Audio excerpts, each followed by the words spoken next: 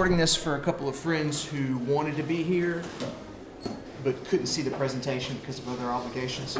But my name is Cody Jennings. I work for KSLA News. Been there for 9 years. Prior to that, I was at Channel 6 for 2.5, so been doing this for more than 10 years. This camera, which is mine, and I've been using it for about 3 years before, opens a lot of doors. I've interviewed over the last 3 years around 30 plus economists, libertarians, and the like. And so the reason why I'm putting y'all through what I'm about to put y'all through is to arm y'all with what I know. And y'all are like-minded. Y'all should be able to absorb this fairly easily. This is my YouTube channel, just under 400 subscribers. There's my views, you know, 500,000. But I'm not here to sell you my YouTube channel. I'm just showing you some of the people I've interviewed. You'll recognize Gary Johnson. You'll recognize Randall Lord. And then there's Ron Paul. So those are... Where is Randall? Yeah, that's a good question. I know. I'm surprised he's missing this. I'm upset with him. But that's not the first thing that... I have videos to show y'all, but the first thing I wanted to do is show y'all what this producer with Spike TV did. He's got a big budget, and obviously this is high quality stuff. And from this video, I want y'all to pick your guy, and I also want you to pick the winner. It might not be the same person. Ladies and gentlemen, members of the committee, we are here today to consider the impact of government spending on our economy. We're fortunate to have two world-renowned economists to offer their testimony on the matter. I see you took a detour down the road to serfdom. Talk about the end of laissez-faire.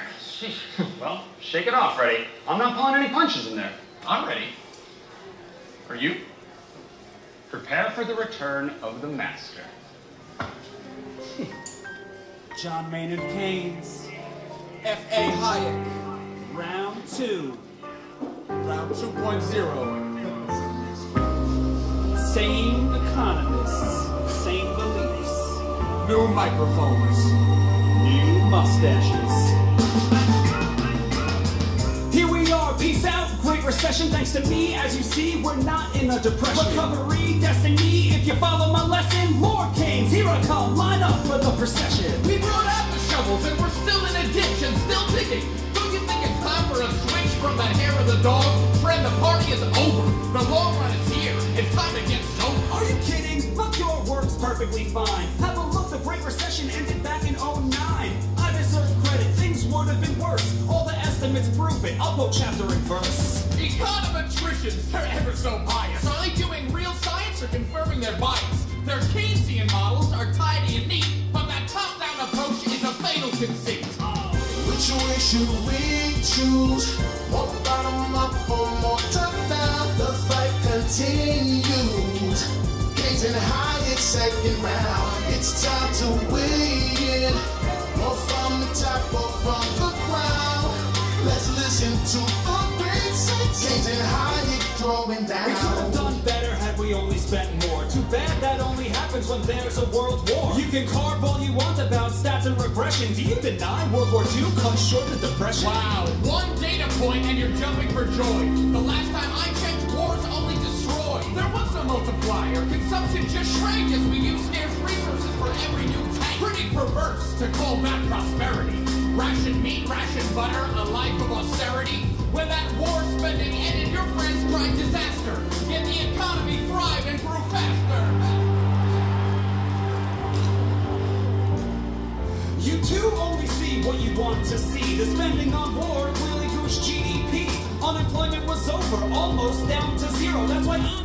Okay, sorry for the interruption. Do y'all need more time to pick your favorite and the winner? That guy right there. Okay, you pick him as what? Huh? No, the Austrian. No. Let me go back to the beginning. Here we... Okay, so you've got Keynes on this side. You're picking him. And who's the other guy? Hayek. So why you pick Keynes? As what? I picked him because As your favorite, or as the winner, or as both? he's representing Keynesian economics. Keynesian economics. Keynes, Lord Keynes. That's Keynesian economics. No, not Keynesian. Okay. So he's talking a good game. He has sold you in this video. Yeah. Okay. he talked a good game. So. But no, I don't. Not, Okay. Okay. Not at all. Well, just know that this video, that the point of this video is to get you interested in those two names. This video has 2.5 million hits, which that's impressive. Of course, you know, he did a great production job, but basically college professors are showing this to their classes, and it's spreading from there. They actually fought a battle. Here's an actual picture of John Maynard Keynes, British economist, author. Basically, he planted the seed in government's minds that if you as a government are active in the economy, you can engineer growth. Public sector spending. Right. His competition was handpicked. His competition was Friedrich August Hayek. He was handpicked to take on Keynes, and he is with this group of people known as Austrian economics. So this team lost. And what Austrian economists, who should be best friends with libertarians, what Austrian economists say is we're all Keynesians now. Even the people in this camp, we've lost. We're all Keynesians now. The governments, the two specific ones are the United States and the Eurozone. They're playing a very active role in their economy. Right. So what I'm going to show y'all is how this game ends. Here's one of the interviews I did, which, by the way, this is me at the Ludwig von Mises Institute. This was my third visit. It's in Auburn, Alabama. It's just 8 hours away. I drive there during their economic conference, and I just get a bunch of interviews, and I put together the videos that I do. And they welcome me with open arms because media doesn't really go there. They have their own channel, so does the Cato Institute, but, you know, they welcome media. So this was one of my visits. This was my first visit to interview Joe Salerno. The seeds of the catastrophe are always planted during the period of the inflationary boom. Right. Right. So the seeds of he said the seeds of the catastrophe, which catastrophe, an event causing great and often sudden damage and suffering, are planted during the inflationary boom. For the last 100 years, we have experienced the benefits, if you want to call it that, of an inflationary boom. And so this next clip was actually something that I put together that broadcast on Channel 12. So I got one through to them. A solution that's being offered now to get the economy back on track was to dramatically increase the money supply. So we had the TARP bailouts, the bailouts of the financial organizations and the car companies. All of this was done through printing of money.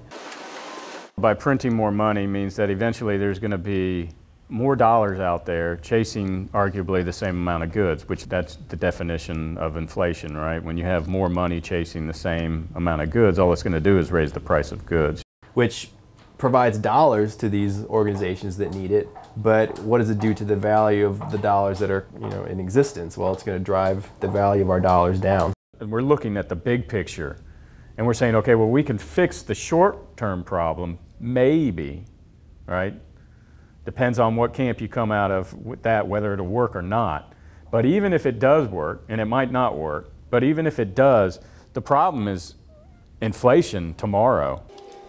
So y'all saw Tim Shaughnessy first. This is Chris Combs, local guys in our camp. That's where I started, and I branched out from there. And just to give you an idea of the effects of inflation, that's not right. What's the price of milk right now out there? Average price of a gallon of milk? About $4. That would be correct in Hawaii. That's what I paid last year. $4. Well, just here, local.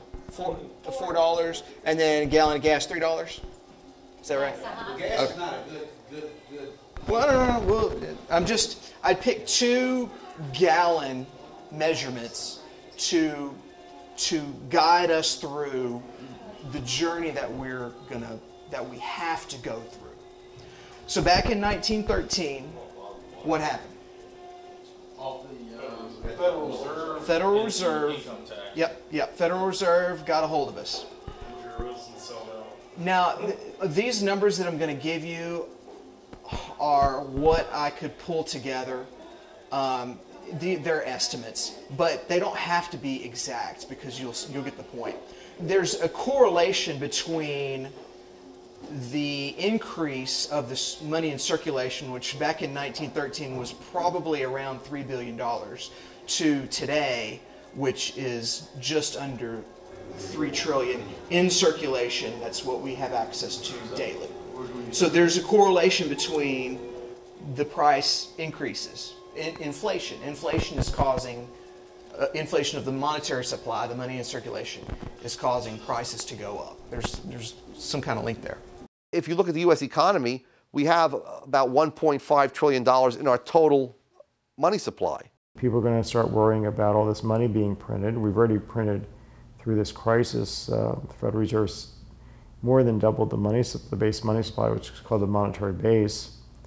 And we have already a basis for a doubling of the price level. All right. So 2 things were just relayed to us just then. But I'll get to the first thing in just a second. This is Lawrence Kotlikoff out of Boston University. I drove there over 2 days to interview him. And other people. I interviewed Peter Schiff and some other important people up there. Gerald Salente. But he has something to say that was that important. And we'll get to that in a second. The thing he just said was we already have the basis for a doubling of the price level. I'm going to go back to my spreadsheet here. And the first thing that was said by Joe Salerno was about $1.5 trillion in our money supply. Okay, the monetary supply has doubled. Here we go. I mean, this should be familiar to everybody. Is that into what is? That's 2012, 2011 or 2012. So this is an older one, but you see that the monetary supply has been doubled. So really and truly, we already have the basis for $8 a gallon milk and $6 a gallon gas. It's the cards have already been dealt. There's a lag effect. It just hasn't taken place yet. So this should be no surprise when it does. This is where we're headed so far. People are going to riot. Oh yeah. Gotta get rid of that second number. That's why they got all the bullets. Is everybody familiar with Peter Schiff? Y'all should be. Research him. The dynamics that exist now and have existed for decades is that we export dollars and import goods, whether it's oil from the Arab nations or consumer electronics from Japan or furniture or children's toys, whatever from China. Things from Germany, whatever we import, and we export dollars. And so even though we're creating inflation, we're creating money, the money is not in this country, we ship it abroad. And then what happens is the manufacturers in other countries that earn those dollars, they take them and sell them to their central banks, they create their own currency, and that causes inflation in other countries. So we end up exporting our inflation to other countries that would normally be enjoying the benefits of deflation, but they're not because of the inflation necessary to buy up dollars. But meanwhile, they're warehousing all these dollars. And so you have all of these reserves built up in other countries. China, for example, has $2.5 trillion of foreign reserves. It's not all dollars, but it's the majority dollars. Other countries, have hundreds of billions of dollars apiece in reserves. These are dollars that they've accumulated that they don't spend because we haven't made anything that they want to buy. Now, what's ultimately going to happen when the dollar loses its reserve status and the world is no longer just stockpiling dollars? They are going to rush to spend them, right? And where are dollars legal tender? Well, here in America. I mean, there are a few little countries that have dollarized, but by and large, you can only walk into a store and buy stuff with dollars in America. And so what's going to happen is it's the reverse thing. The world is going to rush to spend their dollars on whatever we have. Now, most of what they're going to buy is not going to be our products that we make because we don't make a lot of products.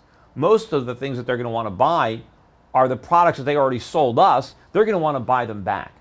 And so what's going to happen is you're going to see all this money come into America and ships are going to be leaving with used cars, used television sets, used computers, used furniture.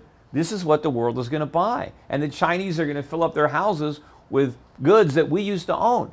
And why are we going to be selling them? Because we need the money for food. Because we need the money for oil. That's how broke. It's like a giant repossession. We really could never afford those products in the first place. All right, a little ground to cover here. This section I'm going to call foreign holding.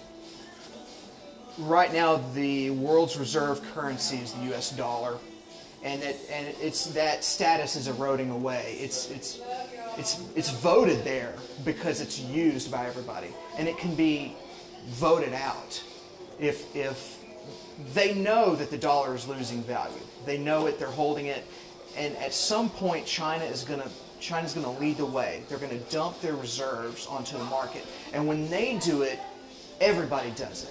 Because after China does it, then the value plummets, and they don't want to be the last one holding worthless dollars. So everybody in the world who's been saving our dollars, China, Russia, Brazil, everybody we've traded with that, because we've got that 70-30 trade deficit, they've been saving those dollars. They're going to dump them on our market, and we're going to accept them. It's basically a Great Depression on a worldwide scale. It's worse than that, but we'll get to that. Yeah. So that the number that goes over here, China has the latest estimate. They're trying to offload some, but I've heard as high as 3.6 trillion. Then you've got other countries to throw in there. So a guesstimate is 5 trillion. There's also 5 trillion out there that the Federal Reserve has gifted to the Eurozone to make them whole because we are linked. If the Eurozone goes down, we go down. What I picture are two people in a body of water that can't swim. One of them, when they panic, they're going to push the other one under to stay afloat, albeit briefly. They're going to dump that 5 trillion onto our market to stay afloat. So my estimate, and this is probably wrong, but it doesn't matter, it's up there, it's $10 trillion. I'll go ahead and put that in here.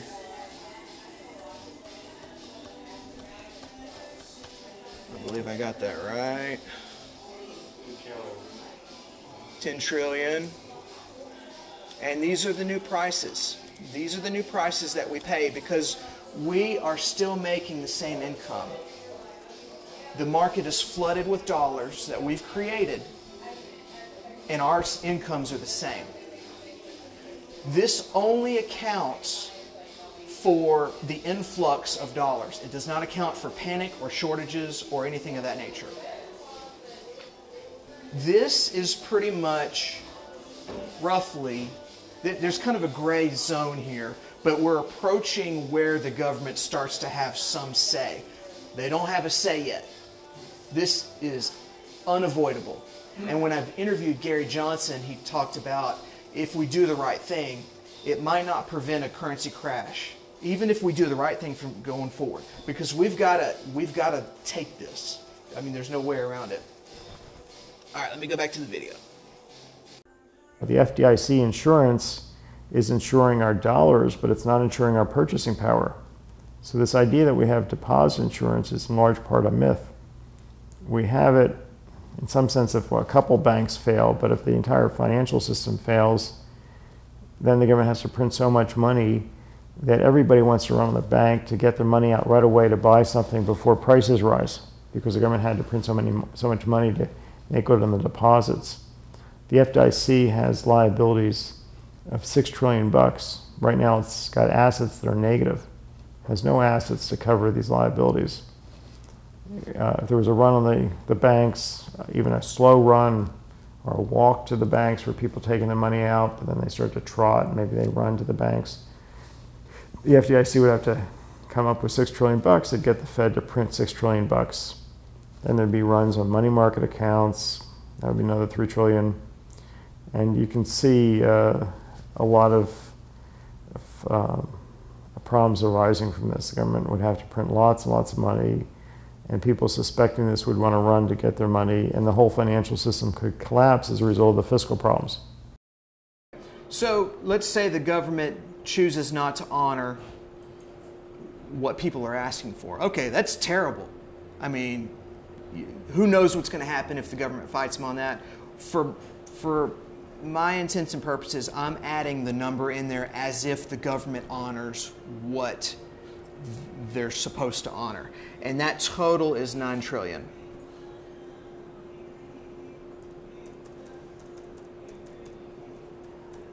I believe that's right. That's right. Zeros. Yeah, it's... Yeah.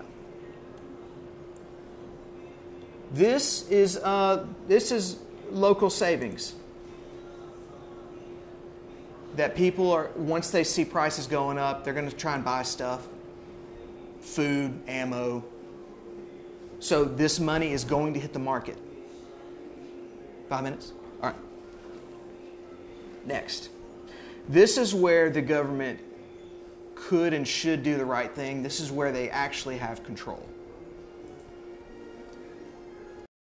Official debt's about $9 trillion of debt in the hands of the public. The other $4 trillion that you were referring to is debts held by one part of the government, and it's an obligation on another part of the government, so it's like internal debt. So that's not really, because it's an asset of one part of the government and it's a liability of the other part, they wash out. So it's really debt in the hands of the public that the government owes to the public, whether it's the U.S. public or foreign governments or foreign individuals.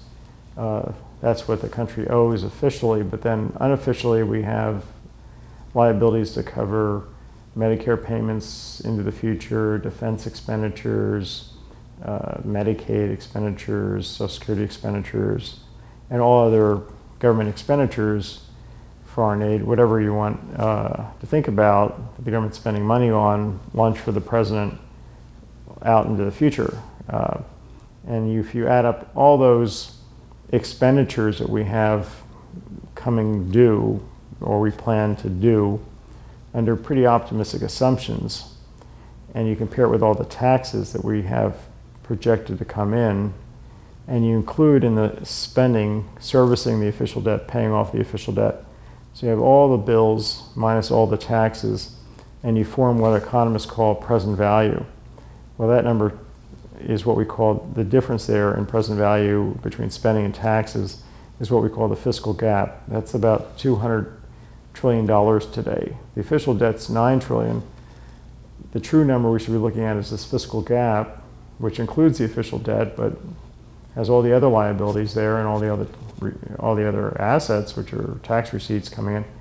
That fiscal gap is $200 trillion. So it actually completely swamps the official debt. So basically what we've been doing is hiding the realities of our fiscal policy using accounting, and in much the same way that Enron engaged in accounting that was fallacious, misleading. That's what this government's been doing. And when I say this government, I don't mean this administration, I mean the last, all the administrations starting really with Eisenhower, they've all been piling up these unofficial liabilities that are now going to haunt this country for decades. That's the end of the video. The most important thing he just said was haunt this country for decades.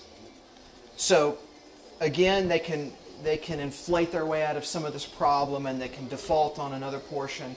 What I'm showing you is the amount of damage that's about to be done. It doesn't really matter which way it goes. This is the amount of damage. During that interview, which was about 2 or 3 years ago, his estimate was $200 trillion. And since then, I've been asking everybody, is this right? Is this right? Is this right? And nobody disagrees. They say it might be lower, but it might be higher. His most recent estimate is 226 trillion.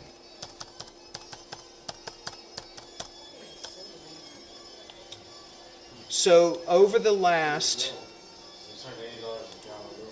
and this is the end of it. This is their obligations, $226 trillion of obligations that they have created that they don't have the money for. So they have to create that money.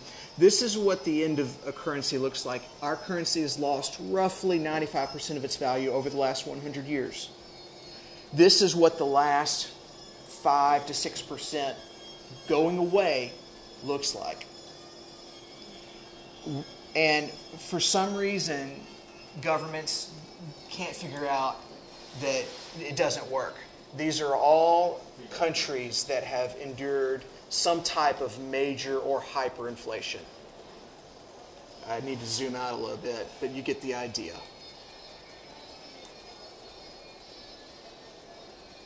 And one of the professors that I interviewed said, what took the Roman Empire 250 years to do, we did in 100. So, as libertarians, you're now armed. That's it. Sure. Very good. Sure. We're not good at it. Yeah. It's forewarned is forearmed.